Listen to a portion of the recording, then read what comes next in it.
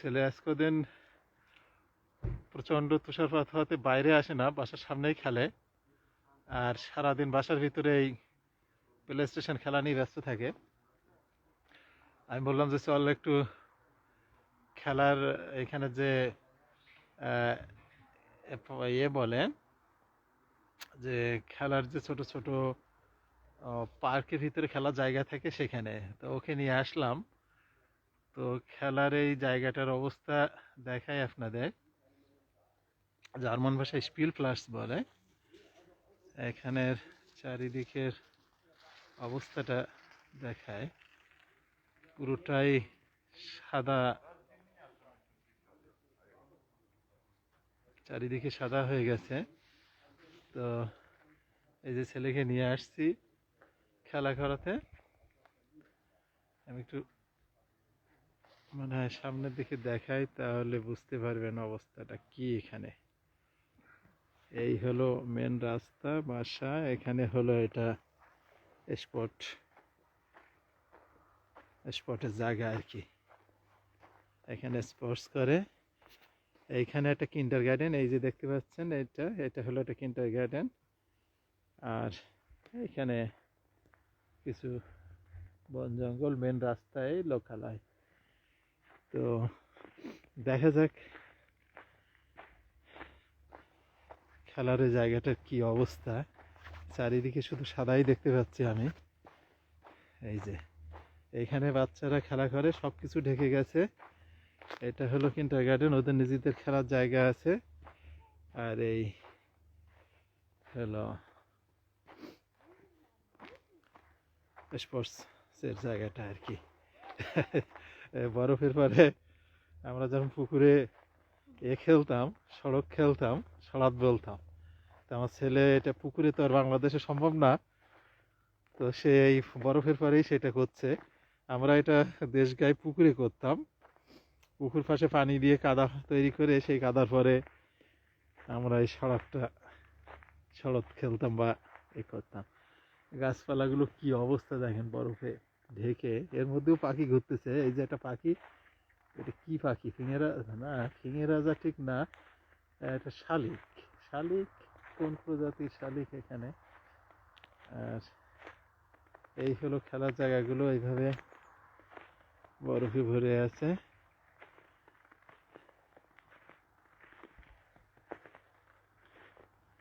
এইখানে ফুটবল খেলার জায়গা, এই যে সামনে। আর এটা হলো তো ছোটখাটো পার্ক। তো খেলার জায়গাগুলো দেখি আমি, হাঁটতে কষ্ট হচ্ছে, পা সরে সরে যাচ্ছে। আবার আমি সেই ধরনের জুতাও পরে বের হয়নি। এই হলো ফুটবল খেলার জায়গাটা। এখানে ছেলেমেয়েরা ফুটবল খেলে, পুরোটাই সাদা হয়ে আছে। গাছগুলোর কি অবস্থা, মনে হচ্ছে যে তুলার গাছ, আবার সাথে রঙিন ফল।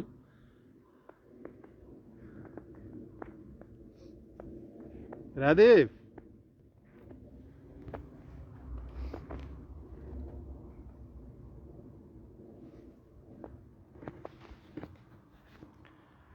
এই হলো অবস্থা।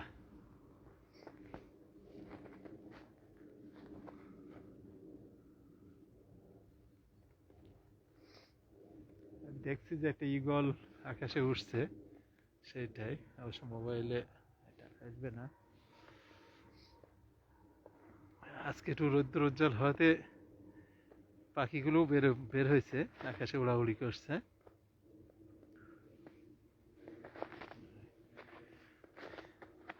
এটার পরে বসে দোল খাওয়া যায় আর কি। বসি দেখি, একটু দোল খাই।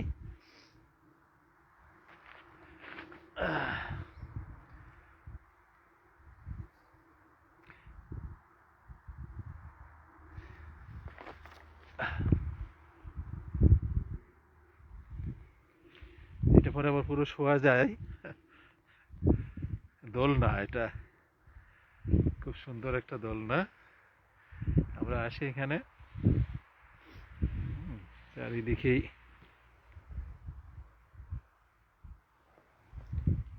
আমার ছেলে তো পুরোই খেলায় মত্ত হয়ে আছে। রাদীপ,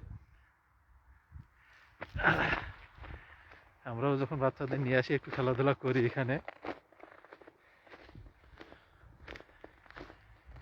ছোট ছোট জিনিস এই একটা আছে এখানে, এই যে এটা এ করে স্প্রিং এর মতো, এই যে জিনিসটা স্প্রিং এর মতো, এখানে লাফ দেওয়া যায়। আমি একটু লাফ দিচ্ছি। রাদীপ আসো। এই হলো চারিদিকের অবস্থা। আসো আঙ্কেলদের একটু দেখাই, তুমি স্প্রিং করো এখানে। ও চারিদিকে খেলায় ব্যস্ত।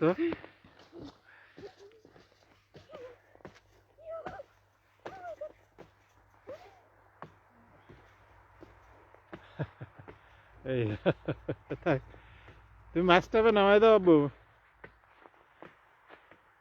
এখানে ছোট একটা ইন্ডাস্ট্রি আছে, টেক্সটাইলের ইন্ডাস্ট্রি, পরপর দুইটা ইন্ডাস্ট্রি এখানে। আর এই মেন রাস্তা গেল, মেন রাস্তার পাশ দিয়ে এই পার্কটা ছোট, প্লাস স্পট প্লেস।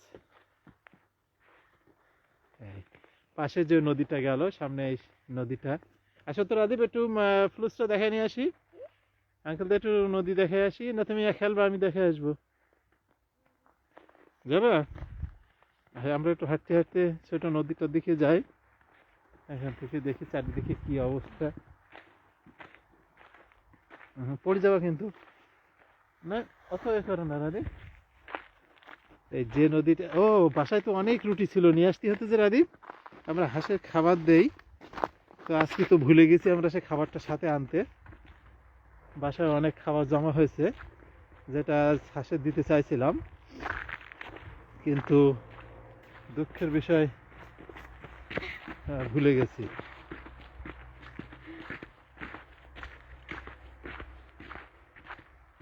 এখনো কিছু গাছের পাতা আছে, পা আমার অবশ্য সরে যাচ্ছে বরফে। সাবধান, সাবধানে হাঁটতে হচ্ছে।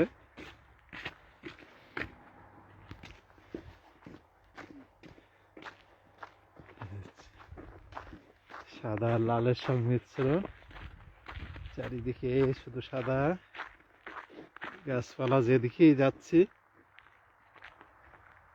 পরশুদিন রাতে আসছিলাম এখানে, কাল রাতে, হ্যাঁ, আরো অনেক বরফে ঢাকা ছিল এটা। এই সেই নদীটা যেটায় আমরা হাঁসের খাবার দিতে আসি, হাঁসগুলো আমাদের দেখলেই ছুটে আসে, কিন্তু দুঃখের বিষয়ে খাবার আনতে ভুলে গেছি আমরা আজকে। তো খাবার ছাড়াই হাঁস দেখে যেতে হবে আমাদের আজকে।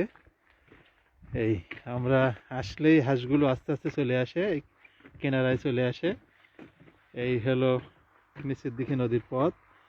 এই রাদীপ, রাদীপ ওখানে নোংরা থাকতে পারে। এইগুলো হাঁস দেখেন, বাংলাদেশের পাতি হাঁস, জার্মানি বেশি দেখি, খাওয়ার কোনো উপায় নেই, এগুলো ধরা নিষেধ। এরা এখানেই ডিম দেয়, এখানেই বাচ্চা তোলে, এখানেই ঘরে মানুষ আসলে এইভাবে জড়ো হতে থাকে, তারা মনে করে যে এবার খাবার দিবে। এই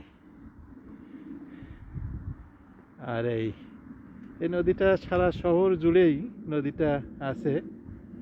আর এই নদীর ধার দিয়ে ছোটোখাটো ইন্ডাস্ট্রি, রাস্তা। দেখেন আমরা আসার সাথে সাথে হাঁসগুলো কিভাবে জড়ো হচ্ছে। রাধীব করো না, ওরা ইন্টারেস্ট হবে। এপাশেরটা দেখি, এপাশে কেমন দেখতে, চারিদিকে শুধু সাদাই দেখবেন। এটা একটা কাঠের ব্রিজ, এই ব্রিজটার পর দিয়ে আমরা হাঁটছি। আর এই সেই নদীটা,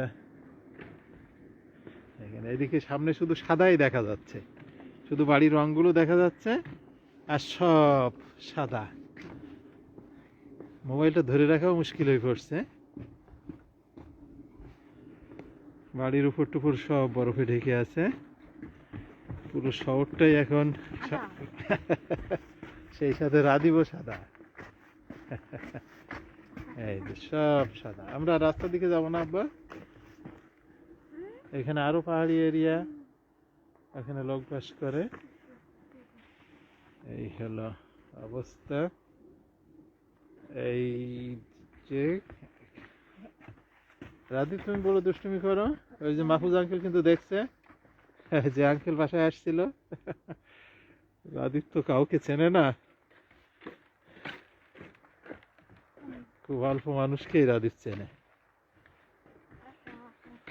এই কাঠের ব্রিজ আমার খুব মজা লাগে, কিছু দূর পর পর এই কাঠের ব্রিজ আছে এই নদীটার পরে।